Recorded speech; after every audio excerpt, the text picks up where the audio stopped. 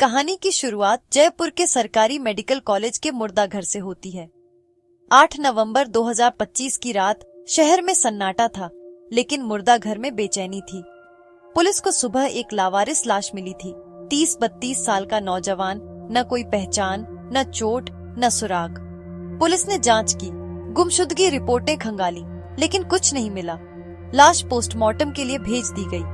Ward boy ने जाते जाते लाश को देखा। चेहरे पर अजीब सुकून था, जैसे मौत से डर नहीं, दोस्ती कर ली हो। किसी को अंदाजा नहीं था कि ये लाश एक ऐसे रहस्य की शुरुआत है जो पूरे सिस्टम को हिला देगा।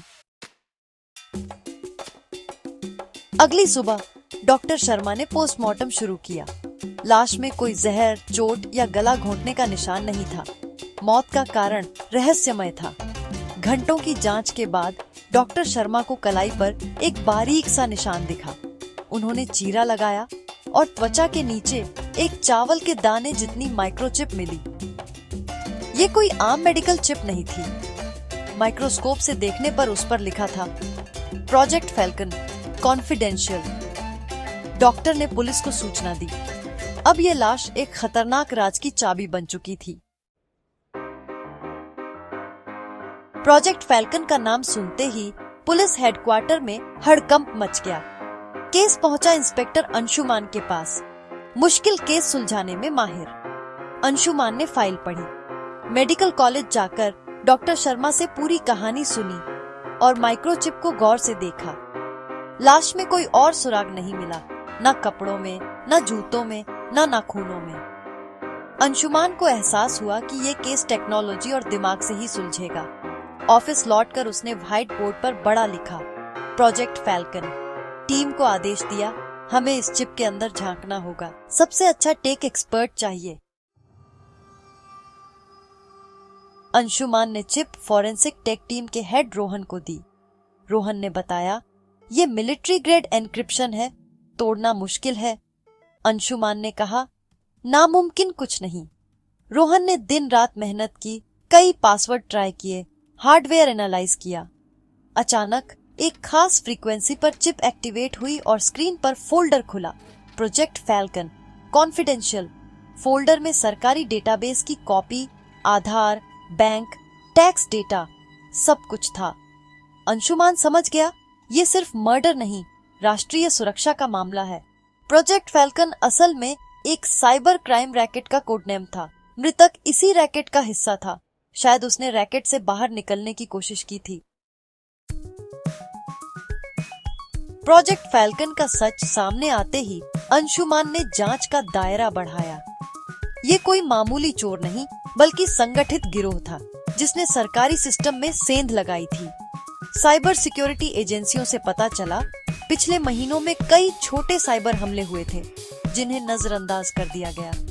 असल में ये हमले सिस्टम की कमजोरियां परखने के लिए थे। रोहन ने चिप के डेटा लॉग्स एनालाइज किए। एक अनएनक्रिप्टेड डेटा पैकेट जयपुर के पॉश इलाके में भेजा गया था।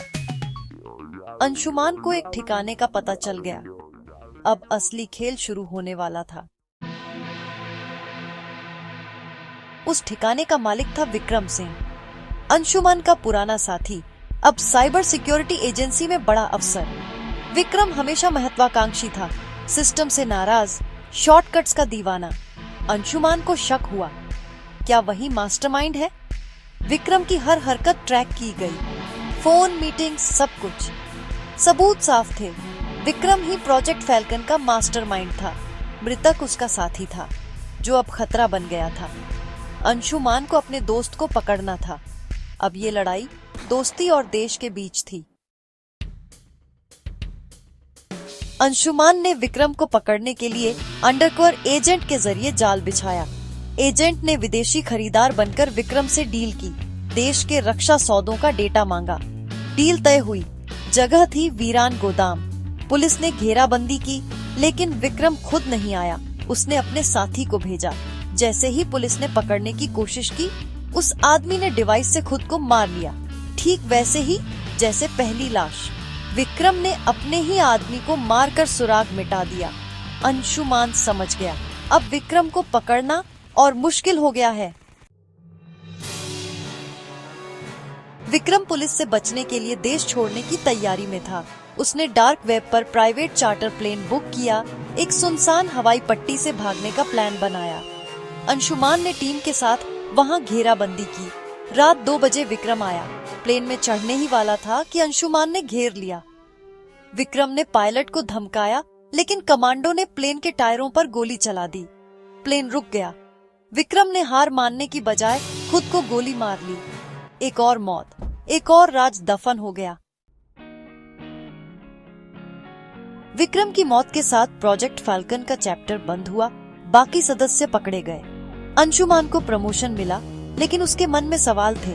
क्या विक्रम अकेला था? जांच में पता चला हर डेटा चोरी से पहले एक ही कंपनी ने सिक्योरिटी अपडेट किए थे, जिसके मालिक बड़े नेताओं के करीबी थे। असली कातिल सिस्टम था जो विक्रम जैसे लोगों को पैदा करता है। विक्रम तो मोहरा था, असली खेल सत्ता के गलियारों में था। अंशुमान केस जीत गया, लेकिन असली लड़ाई हार गया। और वो लाश, वो आज भी सिस्टम की सच्चाई चीख चीख कर बता रही है। कहानी खत्म, सवाल बाकी हैं।